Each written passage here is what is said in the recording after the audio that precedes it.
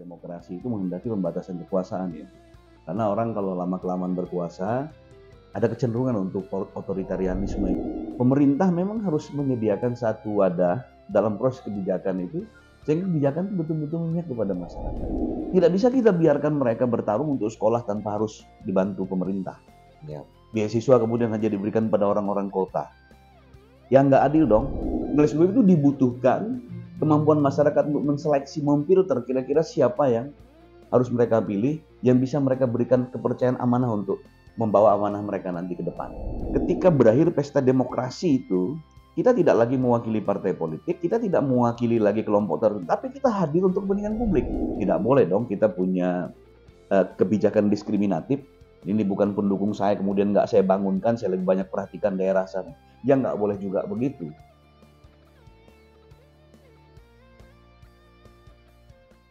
Assalamualaikum warahmatullahi wabarakatuh. Assalamualaikum, salam sahabat Kalibata. Selamat pagi teman-teman.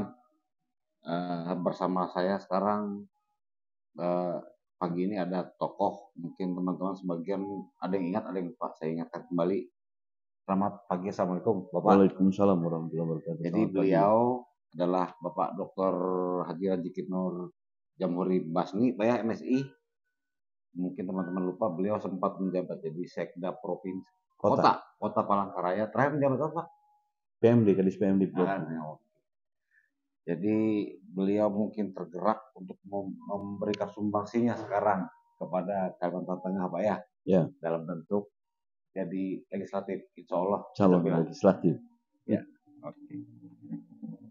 Bapak, saya sekarang pagi-pagi ini mungkin kita bincang-bincang santai, Pak. Kita mau menyikapi pemilu bagi masyarakat Kalimantan Tengah. Pak Haji, saya mau minta pendapat dulu. Apa sebenarnya harapan antusias masyarakat Kalimantan Tengah menurut Bapak terhadap pesta demokrasi kita ini besok ini? Iya. Selamat pagi, assalamualaikum warahmatullahi wabarakatuh, pemirsa sekalian. Pemilu itu adalah proses 5 tahunan dalam penyelenggaraan demokrasi, dan ini sebagai sebuah pintu untuk menuju perubahan sebetulnya. Jadi ketika sirkulasi kekuasaan itu berjalan, maka ada batas-batas kekuasaan itu, karena demokrasi itu menghendaki pembatasan kekuasaan. Karena orang kalau lama-kelamaan berkuasa, ada kecenderungan untuk otoritarianisme itu bisa terjadi. Oleh sebab itu, maka kekuasaan itu dibatasi. Nah, proses pembatasan kekuasaan itu munculkan ada sirkulasi untuk pemimpin-pemimpin baru. Dan partai politik adalah sebuah lembaga politik untuk mengagregasikan kepentingan masyarakat, di mana mereka melakukan rekrutmen untuk calon-calon pemimpin, dan salah satunya adalah calon-calon legislatif. Jadi dia menempatkan orang-orang dia yang terbaik di situ, karena memang tugas partai politik itu adalah memperjuangkan kepentingan masyarakat. Oleh sebab itu, siapapun yang dipilih oleh partai politik dan ikut berkontestasi dalam pileg ini, mereka adalah orang-orang yang dipercaya bisa membawa suara hati nurani rakyat. Oleh sebab itu, Kalteng ke depan harapannya tentu dipilihnya orang-orang baru, tenaga-tenaga baru yang berpengalaman dan kemudian punya latar belakang pendidikan yang baik. Ini tentu akan memberikan warna, dengan harapan tadi bahwa kita sama-sama punya misi untuk kepentingan masyarakat. Semua partai politik itu prinsipnya adalah ingin memperjuangkan kepentingan masyarakat. Nah, oleh sebab itu kepentingan individual, kepentingan kelompok, dia mesti lebur di bawah kepentingan masyarakat secara umum. Nah, oleh sebab itu harapannya ini adalah sebuah proses 5 tahunan sekali dalam penyelenggaraan proses pesta demokrasi yang memang harus kita lakukan. Nah, disinilah pintu perubahan itu terjadi. Masyarakat mesti memilih orang-orang yang bisa dipercaya, bisa megang amanah, agar apa yang mereka inginkan itu kemudian dibawa suaranya pada tingkat kebijakan, sehingga kebijakan-kebijakan itu mungkin pro kepada masyarakat. Apabila kebijakan itu pro kepada masyarakat, maka dengan sendirinya proses perubahan itu akan terjadi. Saya kira seperti itu. Demi Kalimantan yang lebih baik, Pak ya. Betul sekali.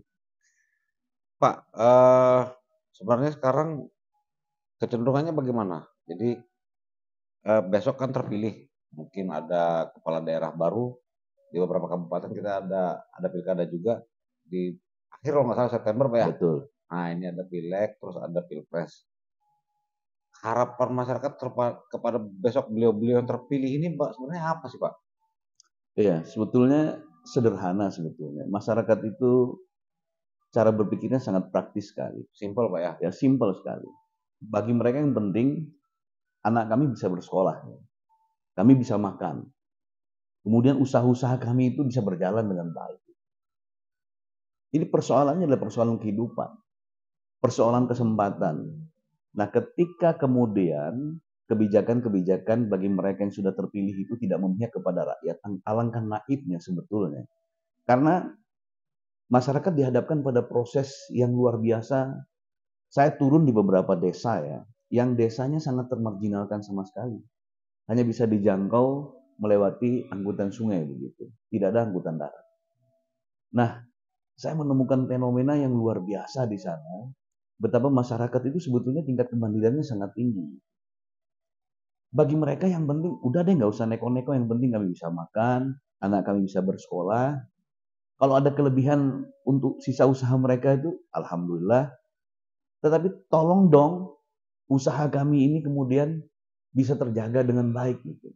Maka untuk menjaga kesempatan agar mereka bisa hidup dengan baik itu, pemerintah memang harus menyediakan satu wadah dalam proses kebijakan itu, sehingga kebijakan itu betul-betul memihak kepada masyarakat. Harapannya hanya sederhana seperti itu. Tidak ada yang lebih. Mereka butuh kesehatan itu misalnya ada di desa mereka layanan kesehatannya. Ada pustu, kadang-kadang tidak ada tenaga. Nah, ini fenomena-fenomena umum yang memang harus diatasi oleh pemerintah pada level-level penentu kebijakan. Kadang kita berpikirnya membangun infrastruktur sangat penting. Oke, tapi suprastrukturnya seperti apa?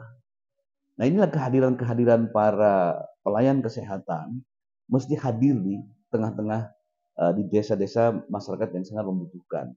Ketika mereka butuh pendidikan, sekolahnya ada, tapi kadang sekolahnya jauh gitu. Iya. Nah, ada kadang sekolah yang tidak termanfaatkan. Gedungnya dibangun, dari sisi outputnya oke, input, output ada sekolahnya, tapi benefitnya tidak ada. Kadang masyarakat tidak bersekolah itu merasa jauh. Nah, ini levelnya pada level kebijakan untuk melakukan kajian. Jika memang sekolah itu terlalu jauh, ya kita mesti harus evaluasi kembali agar sekolah itu dekat dengan masyarakat. Ya. Kemudian kita evaluasi kembali apakah guru-gurunya juga. Maka perlu pikiran dan terobosan-terobosan bagi mereka yang terpilih nanti itu ada satu kebijakan, misalnya kebijakannya bagaimana pemerintah berpihak kepada rakyat setempat misalnya, memberikan beasiswa pendidikan untuk mereka bisa bersekolah di sana. Bagi anak-anak yang memang punya prestasi yang bagus. Nah, ketika mereka selesai sekolah, sekolahnya itu kita kerjasama dengan perguruan tinggi yang memang sejalan dengan kebutuhan orang-orang desa. Misalnya tadi sektor pendidikan, sektor kesehatan. Ketika mereka kembali, mereka bisa bekerja di desanya masing-masing mengabdi. Para pelayanan kesehatan mereka bisa mengabdi, para guru mereka bisa mengabdi. Sekarang ada proses melalui rekrutmen P3K.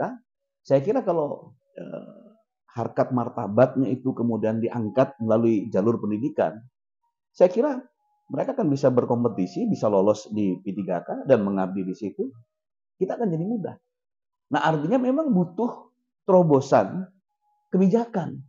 Tidak bisa kita biarkan mereka bertarung untuk sekolah tanpa harus dibantu pemerintah. Ya. Beasiswa kemudian hanya diberikan pada orang-orang kota. Yang nggak adil dong. Ya. Bagaimana kita bisa menciptakan keadilan pendidikan orang kota ketika dia mau sekolah, kursus bahasa Inggris ada, kursus matematika ada. Di desa, kadang-kadang gurunya tidak ada. Satu guru bisa mengajar 3-4 mata pelajaran. Guru bahasa Indonesia bisa mengajarkan matematika. Transformasi knowledge itu bisa diserap 80%, itu udah bagus. Tetapi transform knowledge-nya, kalau guru matematik, dia ngajar matematika. Tapi kalau guru bahasa Indonesia, dia ngajar matematika. Nggak punya latar belakang pendidikan matematika. Transformasi knowledge-nya. Kira-kira nyampainya nggak sampai 60%, bisa-bisa 40-20%. Lalu bagaimana kita bisa menciptakan? Berarti kalau boleh saya simpulkan, Pak, orang-orang yang handal. Saya simpulkan. Berarti siapapun besok yang terpilih, baik itu di legislatif maupun di pemerintahan, betul, dia harus benar-benar terjun dan mengerti apa yang dibutuhkan masyarakat setempat. Karena konstituennya adalah masyarakat. Oleh sebab itu dia mesti mengerti keadaan masyarakat setempat. Tapi kadang-kadang dia harus turun. Lupa, Pak. Kadang-kadang yang terpilih ini lupa, Pak. Kalau konstituen itu masyarakat. Nah, itu masyarakat tentu bisa menilai kembali setelah dia duduk 5 tahun, ternyata dia tidak melakukan apa-apa, masyarakat bisa mengevaluasi. Itulah tadi sirkuler kekuasaan, dia berputar. Ketika sampai masanya 5 tahun, dia tidak bisa berbuat apa-apa, masyarakat bisa memilih kembali. Oleh sebab itu dibutuhkan kemampuan masyarakat untuk menseleksi, memfilter kira-kira siapa yang harus mereka pilih, yang bisa mereka berikan kepercayaan amanah untuk membawa amanah mereka nanti ke depan. Mudah-mudahan bisa terjadi, Pak. Betul. Saya Pak terakhir ini mungkin Bapak juga perhatikan. Saya bingung. Per 5 tahun kita pesta demokrasi, Pak. Legislatif sama pimpinan daerah. Ada fenomena yang menarik terakhir, mungkin Pak Ajikin bisa melihat. Saya terakhir ini banyak melihat kaum muda, milenial yang punya keinginan untuk duduk di legislatif. Banyak sekali. Tapi beberapa, mohon maaf sebelumnya, saya lihat kurang pengalaman, kurang pengetahuannya di bidang politik. Bahkan saya sempat bercanda sama teman saya bilang, jangan mereka nggak ngerti juga orang yang D3 nih. Bagaimana Pak Rajikin melihat ini, fenomena baru ini? Iya, saya termasuk orang yang selalu optimis ya. Jadi saya tidak skeptis melihat satu fenomena gitu. Sekarang memang kita didominasi oleh Gen Z ya. Iya. Ya. Nah, mereka ini sekarang sangat mendominasi. Jadi kalau mereka kaum ini muncul di kalangan itu tentu dari apa namanya, dari sisi politik itu menguntungkan karena komunitasnya banyak. Ya. Nah, mereka memang diajari bagaimana untuk melakukan pendekatan kepada masyarakat dan kaum muda itu, membranding dirinya agar dia ini kemudian bisa dipilih untuk diberikan amanah. Walaupun memang di tengah ada skeptis masyarakat, termasuk salah satu pertanyaannya tadi nggak berpengalaman begitu. Ya. Nah, bagi saya partai politik itu adalah tempat rekrutmen pemimpin. Nah, oleh sebab itu memang di sini latihannya. Jadi partai politik ketika dia mengutus atau memberikan kepercayaan kepada seseorang untuk menjadi calon legislatif dari partai itu, tentu dia sudah memenuhi kaidah-kaidah dalam konteks bagaimana yang bersangkutan apakah bisa kemudian untuk menjadi pemimpin di tengah-tengah masyarakat itu. Nah, tentu ini prosesnya berjalan saja simultan. Memang kita sering menghadapi fenomena-fenomena yang memang mereka yang kita pilih itu kemudian tidak bisa berbuat apa-apa. Nah, kadang saya pun menyampaikan di masyarakat, pilihlah mereka yang mampu menyampaikan aspirasi kalian. Artinya orang-orang yang pemimpin ini ada 2 syarat sebetulnya ketika dia duduk itu. Syarat pertama, dia mampu menyampaikan ide, pikiran, dan gagasan dalam bentuk lisan. Ya, sehingga betul, si pendengar kemudian paham dan mengerti apa yang mau dia sampaikan. Yang kedua, dia mampu menyampaikan ide, gagasan, dan pikiran dalam bentuk tertulis. Sehingga si pembaca kemudian paham apa yang dia sampaikan. Nah, ketika 2 persyaratan dalam ilmu komunikasi ini yang bersangkutan tidak menguasainya, jangan kata berjuang untuk orang banyak, untuk dirinya sendiri pun dia bingung. Apa yang mau disampaikan, wong dia tidak mengerti. Maka partai politik adalah pendidikan untuk mereka bisa kemudian mengembangkan kapasitasnya. Nah, hanya memang kita dihadapkan pada situasi memang partai politik seringkali menghadapi keterbatasan. Sehingga pada hal-hal tertentu partai politik kadang-kadang kekurangan kekurangan kandidat yang bisa mereka pilih untuk menjadi generasi yang bisa mewakili mereka dalam partai politik itu, sehingga mereka membuka saja secara umum siapa yang bisa mendaftar gitu, karena untuk memenuhi persyaratan-persyaratan itu. Ya syukur-syukur yang mendaftar itu punya kemampuan dan kapasitas yang memadai, punya kemampuan finansial yang memadai, karena partai politik sendiri kan dalam kondisi yang memang keterbatasan tadi, sehingga tidak mampu untuk bisa meng-effort itu secara baik gitu, sehingga perlu sokongan atau partisipasi dari masing-masing para caleg atau para calon kepala daerah yang akan memimpin. Maka memang kelemahannya di sini akan bisa terpilih orang-orang yang memang tidak punya kapasitas dan kemampuan, tetapi punya kemampuan berkomunikasi yang baik, walaupun secara teknokratik, kemudian birokratik, dan kemudian politik dia tidak menguasai secara penuh, tapi komunikasinya baik. Nah, kadang masyarakat tidak melihat itu, yang dia lihat ini orang bisa berkomunikasi, bisa baik dan segala macam, dia pilih gitu. Nah, kelemahan-kelemahan seperti ini bisa terjadi, akhirnya dalam proses demokrasi itu akan terpilih orang-orang yang memang tidak punya kapasitas dan kemampuan untuk memperjuangkan kepentingan masyarakat. Iya, artinya kan begini Pak, tidak melulu hanya tanggung jawab partai politik kan. Betul, Kembali lagi ke masyarakat kan sebenarnya. betul, Jadi kalau salah besok terpilih, misalnya si A atau si B, artinya tanggung jawab tadi bukan hanya tanggung jawab partai politik. Kita tidak bisa salahkan partai politik mulu atas ini. betul. Jadi artinya cara masyarakat memilih pun masyarakat harus diajari sebenarnya. Kata kuncinya di situ. Ya. Partai politik kan hanya menyediakan kandidat nih, Figur ya. nominasinya ditawarkan nih, figurnya siapa nih, tawarkan. Anda pilih silahkan. Kemudian masing-masing orang melakukan interaksi dengan masyarakat. Nah, masyarakat memang mesti teredukasi secara baik untuk bisa memilih mana yang baik, mana yang tidak. Nah, kondisi sosial masyarakat kita memang agak sulit. Satu, memang mengakses informasi itu agak sulit masyarakat kita di daerah-daerah pinggiran. Yang kedua, memang rata-rata latar belakang pendidikannya masih level kadang-kadang didominasi oleh lulusan SMP. Data statistik kita, lulusan SMP dan SMA itu mendominasi di pedesaan, dan hampir 40% jumlah penduduk itu berada di pedesaan gitu. Maka pemilih-pemilih di daerah pedesaan ini memang seringkali terhambat persoalan distorsi informasi ini. Jadi akhirnya mereka memilih berdasarkan ikatan emosional saja, tanpa melihat pilihan-pilihan yang bisa dirasionalkan seperti itu. Maka kelemahannya ini bisa terjadi seperti itu. Karena syarat tumbuh sebuah demokrasi itu salah satunya adalah satu ya, masyarakat itu punya kemampuan pendapatan yang memadai agar dia tidak tergoda oleh money politik. Dua, media massa sebagai social control memberikan informasi yang baik dan tidak memihak, sehingga betul-betul rekam jejak itu bisa dilihat oleh masyarakat gitu. Yang ketiga, partai politik sebagai agregasi kepentingan betul-betul melakukan filterisasi, menseleksi siapa kira-kira kandidat atau nominasi yang mau ditawarkan kepada masyarakat menjadi calon legislatif atau kepala daerah yang mereka pilih. Nah, kemudian yang terakhir, pendidikannya itu memadai agar rasionalitasnya bisa dimaksimalkan. Nah, keempat syarat dalam proses demokrasi ini di kita memang masih belum memenuhi betul seperti itu, karena masih dominasi masyarakat pendapatannya rendah, sehingga orang miskin dipelihara, lalu bansos jalan, kemudian money politik jalan, ya kan? Nah, ini yang merusak proses demokrasi itu. Dan ini tugas kita bersama untuk menyampaikan kepada masyarakat agar mereka tidak tergoda soal-soal yang seperti itu, gitu. Sehingga memilih orang-orang yang betul punya kapasitas bisa mewakili kepentingan mereka. Pak Dikin, saya kemarin itu kaget. Saya nggak ngerti kalau Bapak pensiun dini kemarin. Waktu Lebaran bilang, saya kaget. Kalau boleh tahu Pak, kenapa Bapak jadi pensiun dini kemarin? Iya, saya berpikirnya sederhana.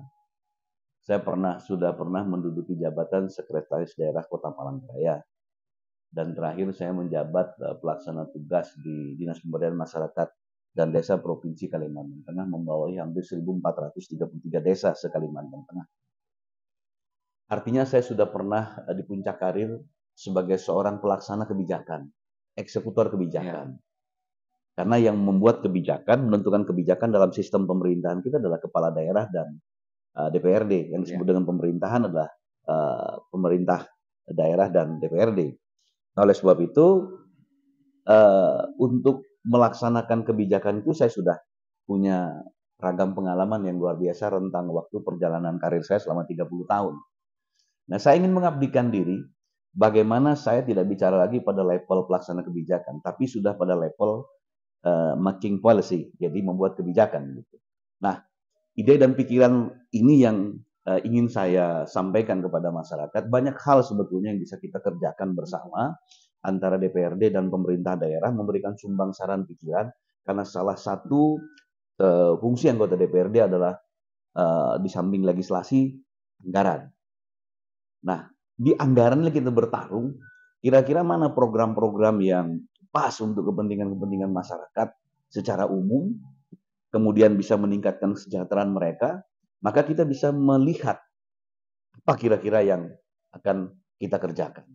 Nah, proses ini kan proses yang disebut dengan proses politik, sehingga memunculkan namanya APBD atau APBN di pusat, APBD provinsi, APBD kabupaten. Nah, pertarungan kekuatan politik di sini itu diharapkan melahirkan satu kebijakan yang betul-betul pro rakyat gitu, pro kepentingan publik gitu.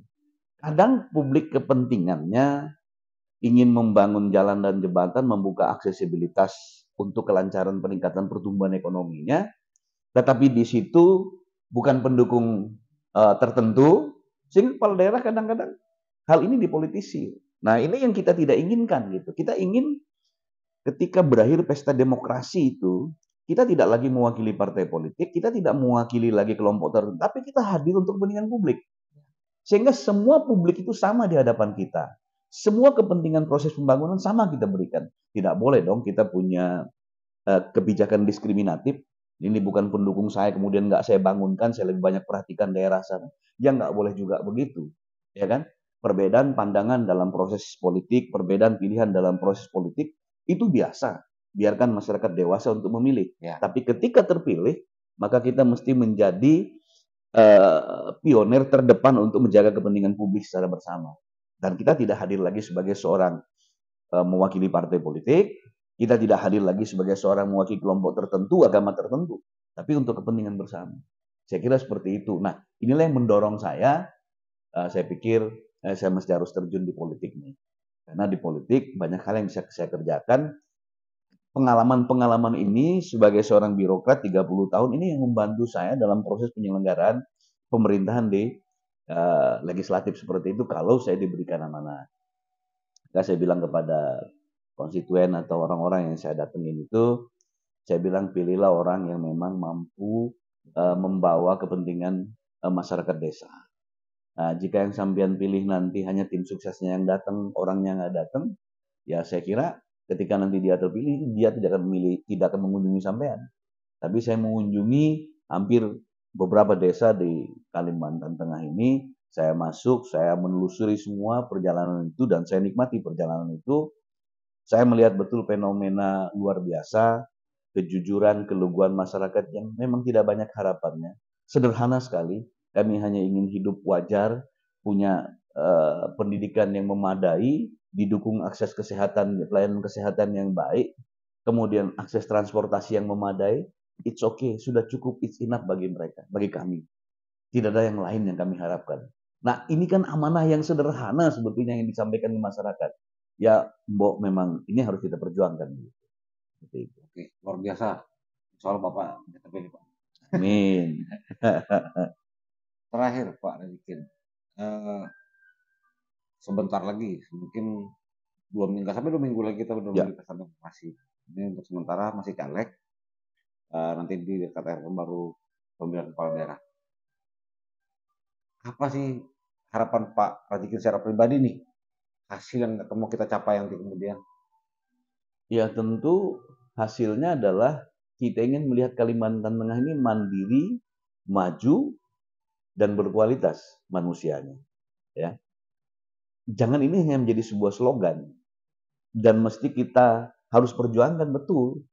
Kadang kan di politik ini kita banyak retorikanya, tapi kita tidak mengerti bagaimana memulai mengeksekusi kebijakan ini.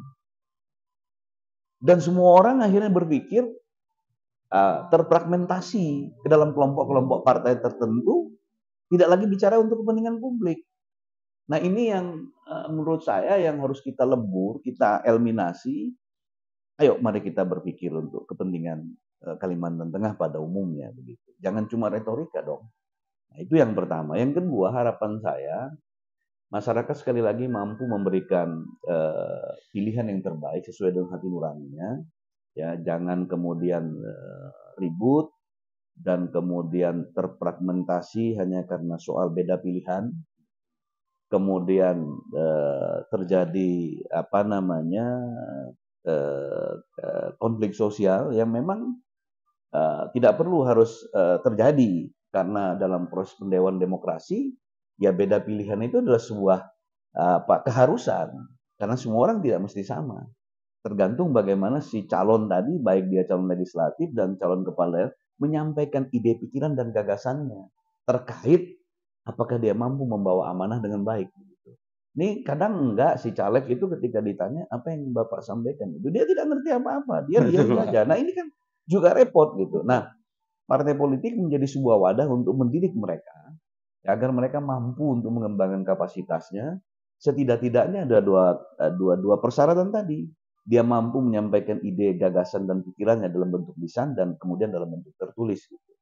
Nah, ini pemimpin diuji dari situ, apakah dia betul-betul bisa melaksanakan apa yang diberikan oleh masyarakat. Tentu harapannya tadi agar Kalimantan Tengah ini bisa lebih maju dan mandiri. Kalau maju saya kira kita lihat progres pembangunannya itu maju, tapi kemandirian secara ekonomi ini yang perlu kita hadirkan di tengah-tengah masyarakat kita karena jujur ya kita masih didominasi oleh apa namanya pertanian yang mendukung kehidupan masyarakat di pedesaan seperti itu. Nah, kita ingin sektor pertanian ini betul-betul hadir memberikan warna dalam proses peningkatan kesejahteraan itu, baik itu melalui proses ekstensifikasi pertanian maupun intensifikasi pertanian, kemudahan mendapatkan pupuk dan lain-lain, serta harus ada kebijakan penyediaan lahan. Kalau memang masyarakat atau pemerintah mau untuk mendukung penguatan proses pertanian ini. Nah, disinilah kebijakan itu berbicara, apakah memang kita mendukung sepenuhnya kebijakan pemerintah terkait dengan penganggaran tadi mampu untuk meng-hire sektor-sektor ini sehingga sektor-sektor itu bisa tumbuh, dia modelnya padat karya, mampu menyerap tenaga kerja yang banyak, membuka lapangan pekerjaan, dan bisa menghasilkan. Nah, transformasi knowledge, transformasi skill, ini sangat penting dalam proses untuk meningkatkan kesejahteraan rakyat di Kalimantan Tengah, saya kira seperti itu. Oke, terima kasih Pak Radikin. Tapi kalau saya boleh gabung garis besarnya Pak, pesta demokrasi ini bisa berhasil paling besar adalah bagaimana partisipasi masyarakat. Kita balikkan ke masyarakat. Apa yang Anda pilih itu menentukan nasib Anda. Betul. Jadi terima kasih Pak Radikin atas kesempatannya. Mudah-mudahan Pak Radikin bisa sehat dan insya Allah akan terpilih. Amin, amin. Makasih. Biar bisa berbakti buat Kalimantan. Amin, makasih Pak. Oke, demikian untuk teman-teman sahabat Kalibata. Kita lanjutkan kali. Assalamualaikum warahmatullahi wabarakatuh. Salam penegakan hukum. Salam Waalaikumsalam.